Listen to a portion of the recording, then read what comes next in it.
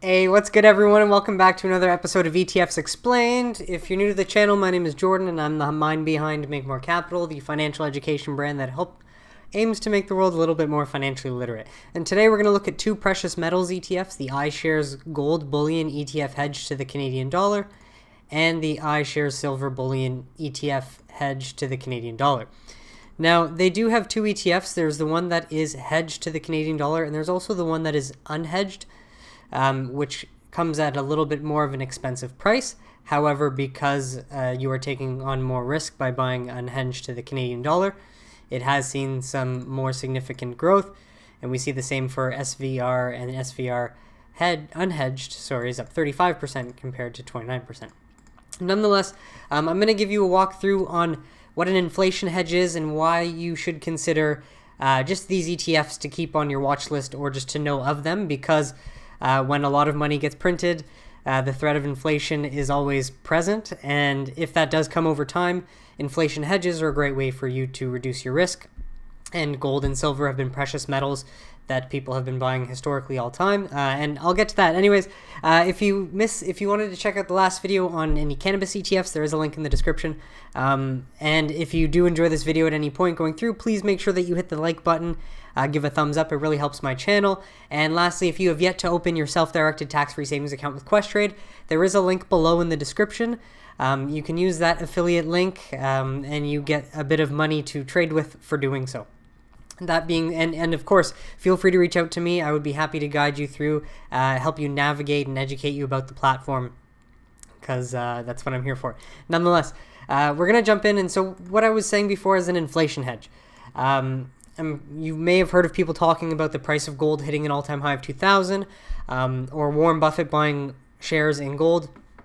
And so that makes me wonder, if Warren knows something that we don't, he probably thinks inflation is coming. And as we know, the Federal Reserve this year has printed about $7 trillion that they've just put into circulation that will in time devalue all of the money that's already printed out there, especially if it's sitting in a savings account and not invested in something so that it's actively working.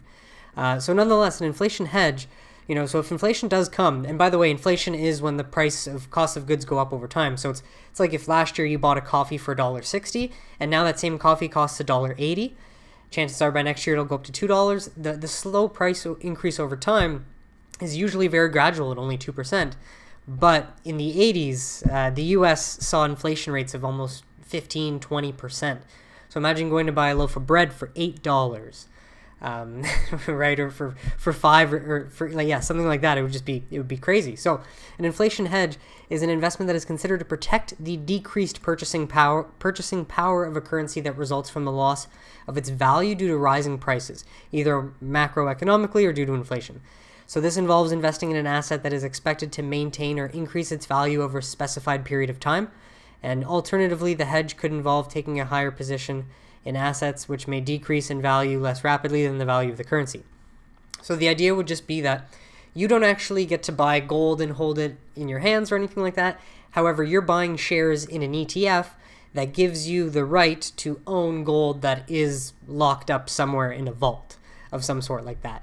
And basically what that would just mean is although the power of the dollar and your money might be going down, if your dollar is invested in this, if you've obviously bought shares so that you've exchanged your dollars for shares, the value of your dollar will not continue to decrease by doing nothing. The value of your dollar will increase as the price of gold increases, if it does, right? Because if you've bought shares of gold, you're now tracking gold. So that's the idea of it. Inflation hedging can be used to offset the anticipated drop in a currency's price. And that's the thing, I'm not here to be like a doomsday kind of mind or put any ideas into anyone's head. Like I don't think that inflation is coming anytime soon, but in the next few years, it's something that I think if you understand money concepts, economics, and what inflation is, it's going to come at some point. So just be aware of that. Know that these ETFs exist, and then just try to save a little bit more money during these times, and you shouldn't have anything to worry about. It's just something to be aware of. And if we look historically at gold and silver prices, this is since 1915, we can see that during the 80s, when I mentioned that there was a ton of inflation, so if you Google 1980s inflation, you can read about that, and I would recommend you do that. But this is when the price of gold first spiked. And if you can, obviously looking at this graph, notice how it seems like gold and silver pretty much ride together. And so when gold hit an all-time high price of $35.75,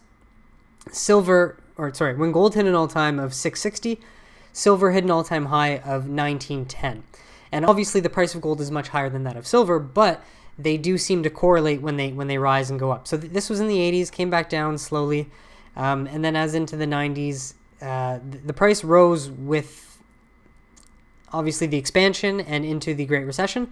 But what looked like it might have been a fall here was obviously an opportunity for a few that bought in to skyrocket all the way up to gold's high at this time of like 1,300 or 1,535, and then silver was up at 4,860. So nonetheless, like when we look here, gold is going up from 600, so it has doubled 100%, and silver going up from 19 to 32 pretty much has almost doubled as well. So what we can see is if we just continue this trend, this was during the Great Recession, so from 2008 to when did this start? Okay, the boom really took off actually after 2008. So 2010, 2011, the boom really took off. And anyone who took that chance with gold as a hedge made a lot of money there. But nonetheless, they have both kind of dipped since that time, and they are both trending upwards. Now, looking at this chart, we can see that, it's possible they could be making one of these. It's possible they can be doing one of these. We don't know. But if you start to notice prices going up like crazy and you're like, what the hell, my purchasing power is going down, you know that gold and silver are ways that you can put your money into shares that will rise in value as long as the price of gold and silver rise in value as well. So let's take a look at them. Right now, we have the iShares Gold Bullion ETF hedged. So these are on the Toronto Stock Exchange for Canadian investors. Next week, I'll do one for American investors. But this one, all time, and as you can see, followed the pattern of the same chart from 2000. It followed the same pattern in 2012. It rose up to $16 a share, had since gone down and had pretty much back up close to all-time highs, or if not has set close to all-time highs. And then if we look at silver, same thing. So these ETFs were actually introduced after the Great Recession. Silver has, again, in the chart we can see, has pretty much just declined since then. However, because of the printing money, and Warren Buffett investing in gold, and Ray Dalio talking about gold, and the idea of just knowing what diversification means and knowing that you can invest in these inflation hedges in precious metals, this is just a very important thing to know. And it's close to its all-time high now. So nonetheless, let's dive into them. So we do have CGL, which is the one hedged to the Canadian dollar. So basically, just to explain as well, what currency hedging is it's a strategy designed to protect you from the effects of a decline in the US dollar and other foreign currencies. Now, we're in a unique situation because there's never been so much US dollar printed ever before in history, and we don't necessarily know the consequences. But that is what buying a hedged ETF is. It tries to protect against the fluctuation in the currency changes. So that would be the difference between buying one. CGL is actually hedged to the Canadian dollar, so it will not fluctuate as much as the US dollar does, which is one scenario. And then the unhedged one is priced at a little bit more, but it will it's priced a little bit more, but it affects the other scenario where it can be more volatile, but it can also see more growth. So $1 though of CGL is $15.64, and this year it is up 22.49% already. Why would you want to buy CGL?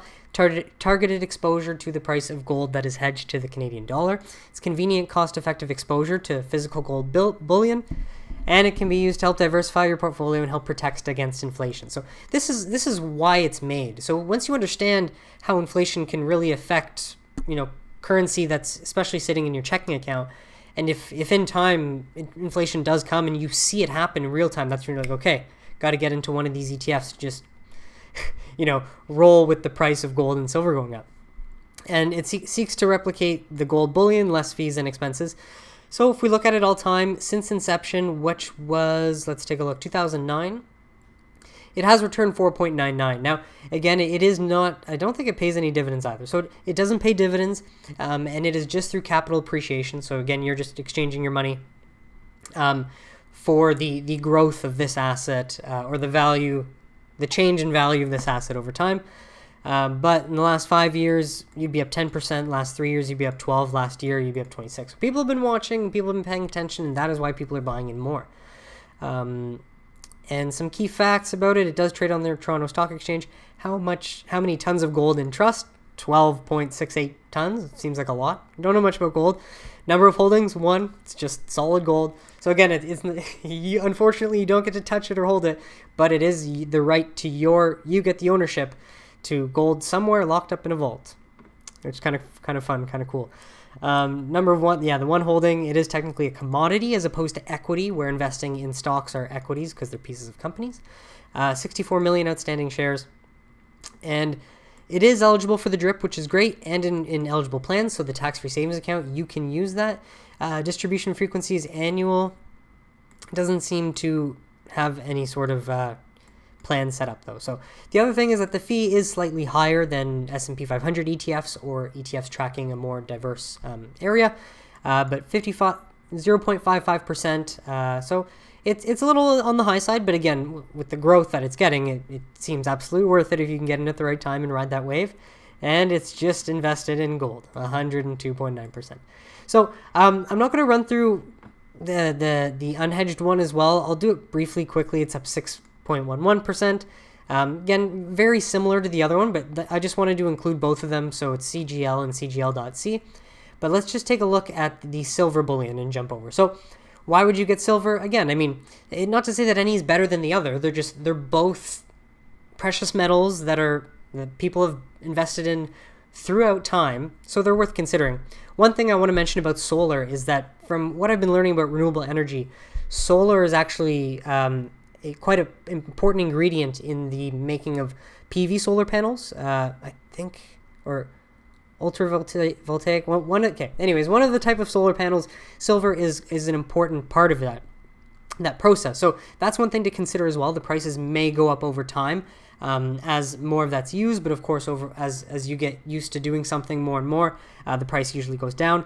Either way, just it's something to consider. But gold or silver, you can't really go wrong, as they ride in sync. So it's just, again, something to keep up, or to keep an eye out for if inflation does come. So SVR is the iShares Silver Bullion ETF, priced at $12.31 Canadian, up 29% on the year. And this one is, again, same idea, but targeted exposure to the price of silver, hedged to the Canadian dollar. It's convenient, cost-effective exposure to the physical silver bullion, and diversify your portfolio, help protect against inflation. Exactly that. Since inception, this one has done a little bit less than gold, but again, like when it's done a bit less, but it actually has increased a lot more this year than the gold ETF has. It's incredible. So on this year, 45% alone. Past 3 years, it's up 14%. In the past 5 years, it's up 11%. 10 years, though, 2.26. So on the low side, and ideally, these are not investments you necessarily want to hold forever, but you do want to buy into them maybe with a plan to hold for 5 years, and yeah, capitalize on this type of growth. That's where these are more of a strategic investment play. Trades on the Toronto Stock Exchange, 95.69 tons in trust. That's a lot of elephants. Number of holdings, just 1. That's silver. Outstanding units, 7,750,000. This again is a commodity created in 2009 as well, with 95 million invested inside of it. So same pretty much characteristics as the gold one, except this one has a little bit higher of a management expense ratio of 0.66%. So the gold one is 0.55, this one's 0.66. But again, if we look at the last year, 45.22, you're getting 44.66 basically, or close to that. Pretty impeccable returns. And this one is just spot physical silver, 103%. So I hope you enjoyed this video, everyone. That was the run through these ETFs. What do you think? Do you plan on adding any of these ETFs to your portfolio going forward? Let me know in the comments. Or are there any other Canadian ETFs that invest in gold and silver that give you exposure that are better inflation hedges that you might think I should do a video about? Let me know in the comments. And everyone, if you like this video, please give me a thumbs up. I would really appreciate it. It helps my channel. And definitely subscribe. Check out my other series, Reality Check Cannabis in 2020, if you're curious to learn about investing in the cannabis industry as well. Yeah, I hope you found that video valuable, and I will come out with one next week for American investors and ETFs that do track precious metals that trade on likely the New York Stock Exchange or American stock exchanges. So thank you so much. See you next time, everybody.